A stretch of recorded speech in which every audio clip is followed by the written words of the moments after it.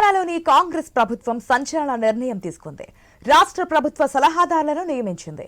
ఈ మేరకు ముగ్గురు కీలక నేతలకు అవకాశం కల్పిస్తూ సీఎస్ శాంతికుమారి ఉత్తర్వులు జారీ చేశారు. వేం నరేందర్ రెడ్డి, షబ్బీర్ అలీ, హర్కర వేణుగోపాల్ ను సలహాదారులుగా ప్రభుత్వం నియమించింది. ఢిల్లీలో తెలంగాణ ప్రభుత్వ ప్రత్యేక ప్రతినిధిగా మల్లు రవిని నియమించింది.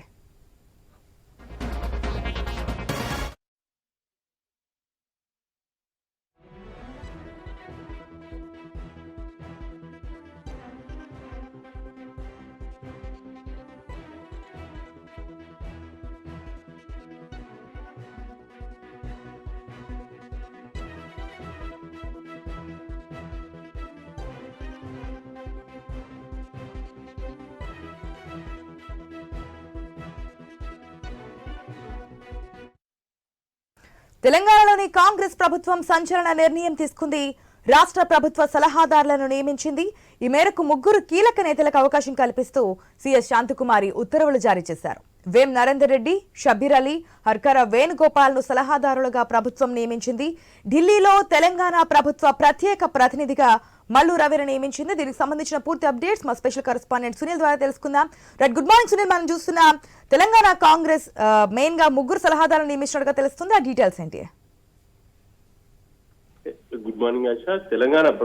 తెలంగాణలో కాంగ్రెస్ పార్టీ అధికారంలోకి వచ్చినాక పదవుల పందరం మొదలైందని చెప్పాలి. మొన్న ఎమ్మెల్సీ అభ్యర్థుల ఎంపిక, ఆ తర్వాత ప్రభుత్వ సలహాదారుల నియామకం మొదలైంది. ఇక నలుగురిని ప్రభుత్వ సలహాదారులుగా నియమించారు. రాష్ట్రంలో ముగ్గురికి ఈ పదవులు దక్కాయి.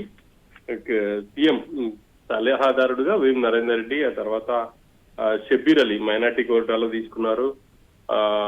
హర్కర వేణుగోపాల్ ఆయన్ని ఈ ముగ్గురిని ప్రభుత్వ సలహాదారులుగా తీసుకున్నారు.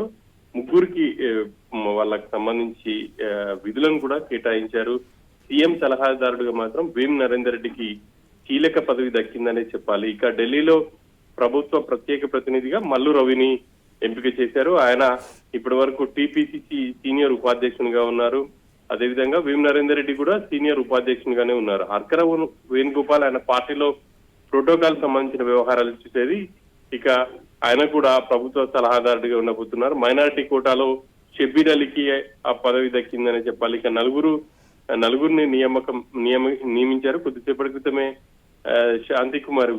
సిఎస్ శాంతికుమారి ఉత్తర్వులను కూడా జారీ చేశారు.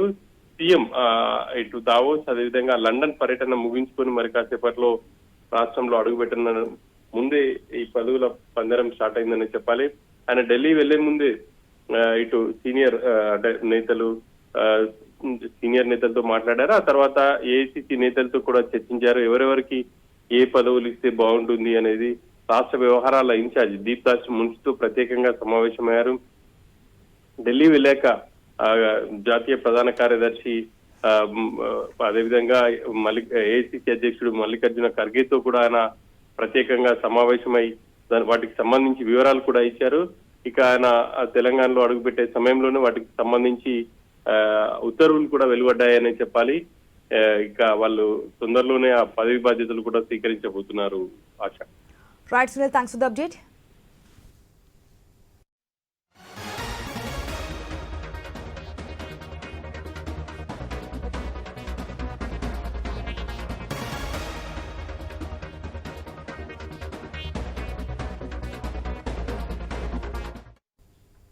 తెలంగాణలోని కాంగ్రెస్ ప్రభుత్వం సంచలన నిర్ణయం తీసుకుంది.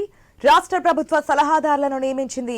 ఈ మేరకు ముగ్గురు కీలక నేతలకు అవకాశం కల్పిస్తూ సీఎస్ శాంతికుమారి ఉత్తర్వులు కూడా జారీ చేశారు.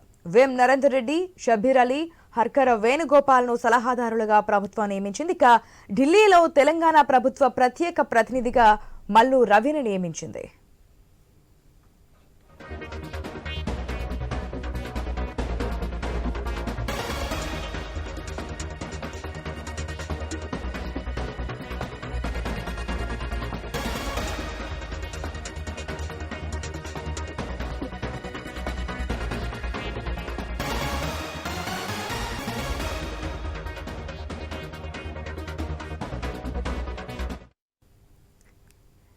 తెలంగాణలోని కాంగ్రెస్ ప్రభుత్వం సంచలన నిర్ణయం తీసుకుంది. రాష్ట్ర ప్రభుత్వ సలహాదారులను నియమించింది. ఈ మేరకు 3 కీలక నేతలకు అవకాశం కల్పిస్తూ సీఎస్ శాంతకుమారి ఉత్తర్వులు జారీ చేశారు. వేం నరేందర్ రెడ్డి, షబ్బీర్ అలీ, హర్కర వేణుగోపాల్ను సలహాదారులుగా ప్రభుత్వం నియమించింది.